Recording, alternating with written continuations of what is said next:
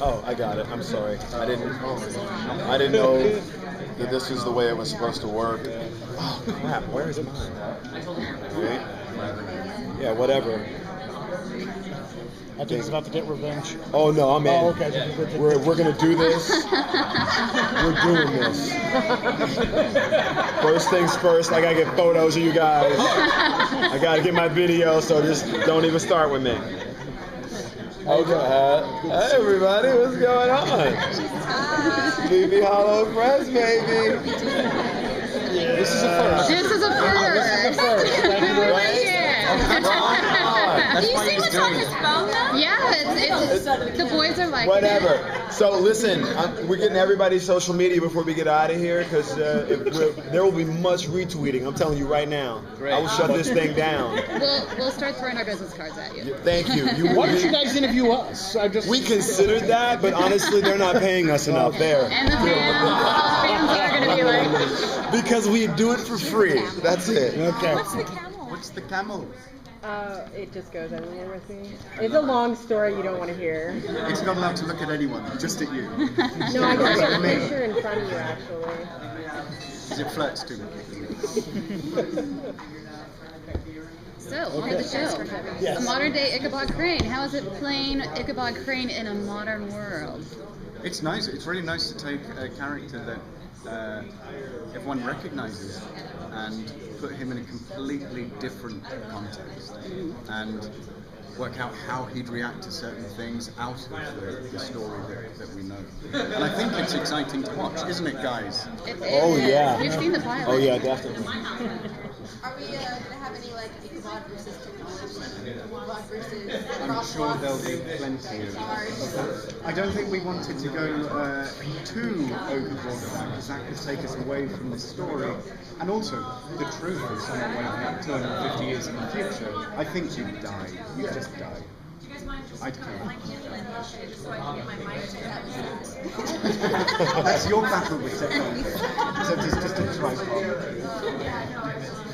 I know I get to have a lot of fun watching him discover things. Like there's a scene where he's playing with the window in the car, instead of pressing it and watching the window go up and down and up and down. It's a really novel idea, not to mention riding in a car, you know. And I love that you're in a car and he's not interested in traction engines or the mechanics of it. It's just that you can open a window. And I love that that's the thing that excites me. It's true. Well, what was the draw for each of you? I mean, drawing you into this project. Yes, I must do this project. What was it? I mean, I think, to be honest, there's several factors. There's always, well, who's doing it? And this was, Kirsten Dorsey and 20th and Fox. And the second thing is you read it, and the script was actually fantastic to the point that you were like, this is a movie, it's not a television show. And, to be a part of this type of story, like this was kind of like a dream come true type thing. It's like, it's Sleepy Hollow. It's like one of the great enduring American stories of the Headless Horseman. A lot of stories from a lot of places. This one's sort of distinctly American and cool, so a lot of fun. What's it like to come back to Fox? You started in Fox with, like a baby, and now you come back. Yeah, I know, right? What's different? How's this for you? The best part about it is that I have known like all the Fox publicity people since it was Mad TV, and they were kind of like not a network, like we weren't a network. It was just like, oh, you're on Fox, yeah, it's not NBC, is it? That was always the attitude, and now it's like Fox, and the same people who I sort of started out with on Mad TV are now sort of very much running the network, and seeing them flourish and seeing it flourish is sort of like I feel like I'm going back to a family I know. So that part is really fun, really exciting. So Abby's overall dealing pretty well with finding Ichabod Crane. How is she going to be dealing when... You think so? You think she's dealing well? I think she's kind of towards the end. She seemed to... What's going on? Well, she had him committed, and then she decided he was right. So is she going to be handling as badass as she already has everything else that gets thrown away at her this season? I hope that it gets more badass, as you say. I think what's really cool is that they're really complex, all the characters in the series, and that we get to kick ass a little bit too. Did you see how she shoots a gun? No she shoots a gun so well without That's blinking. right, you didn't. That's a skill. I slowed you down. Sorry. But no, have you seen Bruce Willis movies? When he shoots, he always blows up his cheeks so he doesn't blink when he shoots the guns. It's like an old movie trick. You didn't do that. That's actually kind of cool. So did you do any research on the American accent of the late 18th? Fortunately, I was allowed to keep my English accent. Because they were very different as well, the accents at that time. Yeah, I think if we were going to be really precise and pedantic on the accent, it would be a very, very weird, what is now our West Country accent. But it was a strange version of kind of Birmingham and Cornwall and a little bit of what you have now over here, and it's practically inaudible. It's like someone just banging lots of pots and pans and making noise. So we allowed the audience to not have to listen to me do that. Have you tried it? Would you like me to try now? Yeah, Of course. But thank you for your enthusiasm. Just think of the way I normally talk. That's pretty close to the accent. Inaudible, bumbling. You're allowed of that. So Abby is accepted that he is from the past. But where is your character on this? Is he sort of like, he's a crazy person and why are you listening to him? But I mean, where is he in this sort of? I don't think that he's a crazy person. I think that the problem is, how do I explain that in the environment in which I live? Like, I can't go to my boss and say, hey, one of the 4 horsemen of the apocalypse has been woken up. I mean, it doesn't, that's crazy talk. So I think what I'm struggling with is what I think we all struggle with when you listen to sort of conspiracy theories versus, what people think really happened. And everybody says the other person's crazy. And the truth of the matter is, I think there are room for all of those ideas in the world, and part of the fun of it is to explore those things in life. And I love the fact that the show sort of subtly opens the door to us maybe listening to people that we previously didn't think were worth listening to. I just sort of like that it plays that theme in a very, very clever way that isn't, looking down at you. It's very much sort of a hopeful, aspirational type of idea that exists throughout Sleepy Hollow. And, for the guys to be able to pull that off on a series is pretty amazing. Deep on us. Pretty amazing. And I answered the question. you did. I didn't give you a BS answer. I thought I was supposed to give her a real answer. And you did. And you did. That was the real answer. Okay. And what else can you tell us about Captain Frank, about his personality? It's interesting because I'm still exploring it myself, and the story goes in so many different places. I think we all are still exploring where it's going, and what's most amazing about it is that I don't know how good or bad I am right now. That was my next question. I'm not exactly sure. I don't know how much I know and how much I don't know. But I do know that they present a real problem, but I can, at the end of the pilot, no longer deny that there is a tremendous amount of circumstantial, truthful evidence towards what he's saying, and how to be a part of that and do what I really want to do, which is stop people from dying. It's a dilemma that doesn't feel lofty or procedural or television-like. It's just like people are getting their head chopped off by somebody with a blade, and these people have the only plausible explanation, and it sounds crazy. I mean, that's what I love about the show. Since this is a new version of Sleepy Hollow, could you give a little introduction for our readers about each of your characters, if you don't mind? Obviously, you're Ichabod. I'm afraid that people will recognise from the stories, but then from only 250 years into the future, where everything that he knew has gone, except for the one thing he doesn't want to go, which is the Headless Horseman, who is following him. And not only that, but now the Headless Horseman has a shotgun. So he's even more of a threat. And everyone around, Ichabod thinks everyone around him is a maniac. That's the fun thing.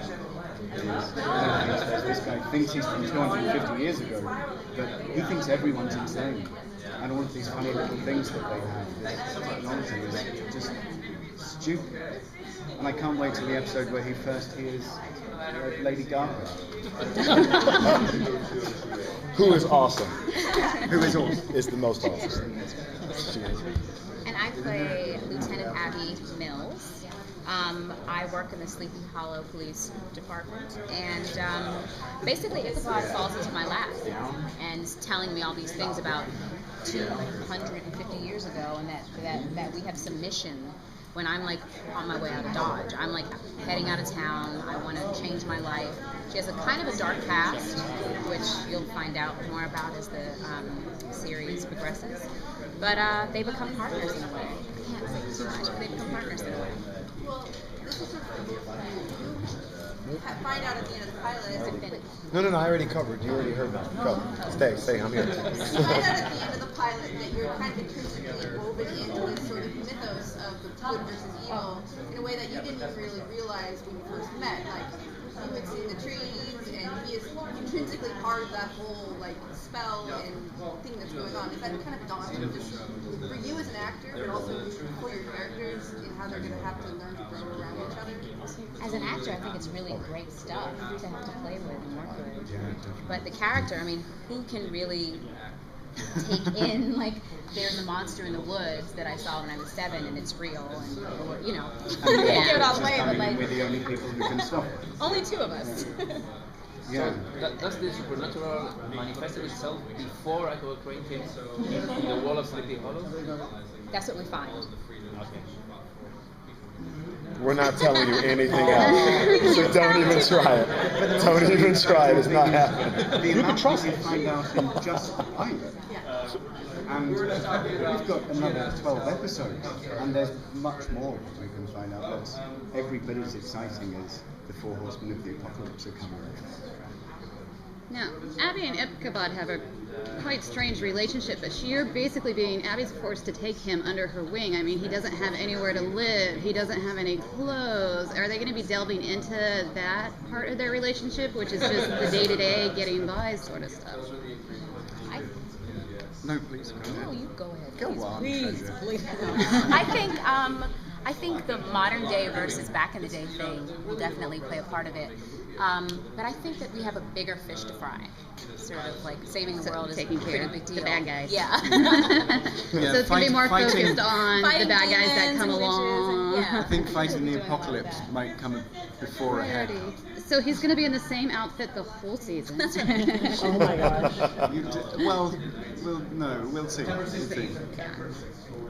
Between the action, you play with the window thing, right? Like Sorry? Between the action, you Between just the play with action. the window. Discovering the modern day that. world. Yeah.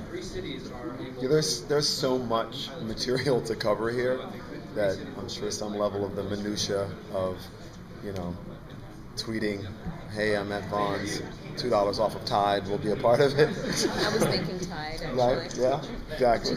What is Exactly. Tide? But I think there's so much going on with the story, with the world, with what's happening, and us trying to grapple with it that, I don't know how much that will and won't That's be a part. lesser. But they're talking about Starbucks as they're driving around in the car and how many there are. So there's so much ground that these guys sort of expertly covered in this in this time span. Who knows how much of the rest of it we'll see. So does Ichabod bring any skills from the past, useful skills for the modern day world, like any old skill that can be useful now? With the skill of procreation, of course. I'll pass to that. Where do I go from there? Up. It's hard to answer questions like that because we haven't shot any of the other episodes yet. We leave on Sunday to go to North Carolina to start shooting it 2 days from now. So 2 days. Yeah. How much has the writers and producers gone over the characters with you? Like, how much do you know about their past and what makes them? It's been really nice to because we've got such an incredible group of writers.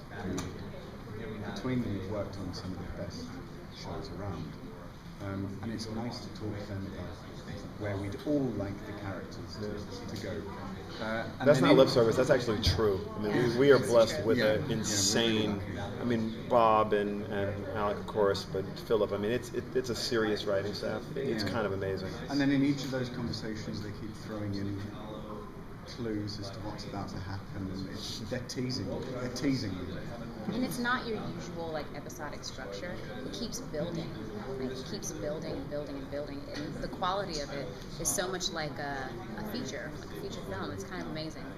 I mean, I think people enjoy it. I don't think I've ever heard of a show where Lynn Weissman, who directed the pilot, generally the director who leaves. And Lynn's like in the writing room every day, breaking story and talking about character, and and when you look at Heather Caden, the producer, I mean, they're such a group. They've been working this baby for a long time, so we sort of feel like we're in amazing hands, really, because not only have they done incredible stuff already, but they really have built a world for us to step into, and we're learning about it in many ways as you are. We're not ahead of this, but it's exciting to be a part of, and we hope you guys love it like we do, because we're geeked out right now. It's awesome. We're in Sleepy Hollow. It's going down. It's going down. It's going down. Don't leave me hanging. Don't leave me hanging. It's going down. They've got you on tape. But have you read the rest of the episodes of the season, or are you keeping it out? Seen bits. We got 2 in. We got episode 2. Yeah. My clients are not able to talk about any of this. We're really sorry. There's been a gag order. Yeah. So, I'm what are really some things sorry. that you guys enjoy about your characters? Do you have in playing them? The really nice, delicate balance between the ridiculousness of his situation and the absolute seriousness of it. It's a really nice thing to try and find as an actor, to find the balance of that. And I think with everyone's assistance, we found quite a nice tone to it. That's just thrilling. Quite frankly, I'm 5'1". I'm just really excited about shooting guns and hopping over things. I never get that opportunity. I'm just thinking the height difference though between. I wear heels. I mean, your neck You between. need to check yourself, okay? That is not. I didn't even think that. Listen, I'm joking. Oh, no. No. Her for asking you a tall height. Stop it. This is. I love She's watching blushing. I caught her out. Totally busted. I was enjoying it. It's Check my out. fault. It's my. I'm too lanky. It's my fault. No, I'm it's so fantastic. sorry. It's fantastic. It's just fun, like to get those opportunities to do a little bit of action, but at the same time, it's so grounded, So. Do you think we'll see more of the? I know they brought it up in the pilot about the fact he is supposed to be 200 years old. 200. I'm saying it wrong. You know what I mean, though. White male who, blacks weren't in power back then, and will that be brought up? I really hope not. No. I mean, that's reality, though. Does somebody, will he struggle with that at all? Well, no, it's touched upon very briefly in the Yes. pilot in a really nice. And I think reality says that person would kind of question a powerful black woman in this day and age and I think it's a good thing. I do. I don't disagree with you. I mean, what I would say to that in all honesty is this. The fact that there is a network television show being put out by Fox that has not just 2 African American leads, such a cast that is so worldwide. Katya, who's Maybe I'm Swedish, saying and Tom it is wrong. British. No, You're saying it perfectly. Yeah. But what I'm saying is, I think that puts together such a powerful message, in that it's a message that's worldwide, that's inclusive, and it does so in a way I think that's subtle and inviting. Whereas I think we want to be careful not to make it about that, because it's not so much about that. But I think that we do so in a really cool way. I think it's such a nice treat to see a black lady in power. And I like her. I like your character. I just mean, the Your reality reaction is to he it didn't. probably. Yeah. Came from a different time. It's hilarious and Yeah. amazing what you guys do. I think that there's ground for some pretty interesting stuff there. So. Let's Because see. it'd be something he's not used to, and not it's a bad thing. Just there could be situations where. I mean, more than just that, she's like the only woman in an all-male department. And as far as we know, lives alone, which that wouldn't have Hey, who happened said back she then lives either. alone? I don't know about that. I don't know. Just saying. Hello. She's very empowered. She is basically the only woman that we see in that apartment, and she owns it. She just comes in, she goes, well, this is what's happening, and you're all just going to do it because I say so. And she's persistent, She's really persistent. She's very persistent. Is that fun though, to be able to play such an empowered woman? Yeah, I mean, I think that she's under him, but she has a stubborn hope kind of thing. So she just keeps driving and driving and driving, and hopefully that will turn into actually truly having more power. I think she comes into her own in a way. That's something to look forward to. It was really nice reading the pilot, because you don't often see scripts where there's a female lead who isn't associated. She's not defined. smooching the guy. She isn't defined by the guys who she's with. Yeah. It's nice to see a female lead who isn't the girlfriend or the sister. She's completely rounded and clear and strong in her own way. And I that spoke volumes about the show as a whole, which particularly got me excited and wanted to be on board. Like, it's almost like an old school Mary Tyler Moore character who was like one of the first sort of empowered characters on television. With a gun. And who is With a gun. And what? Like that gun. Yeah. Who isn't the funny best friend next door? Yeah. Right? That. Call it. Thank you so much. Well done. Thank you. That was hot.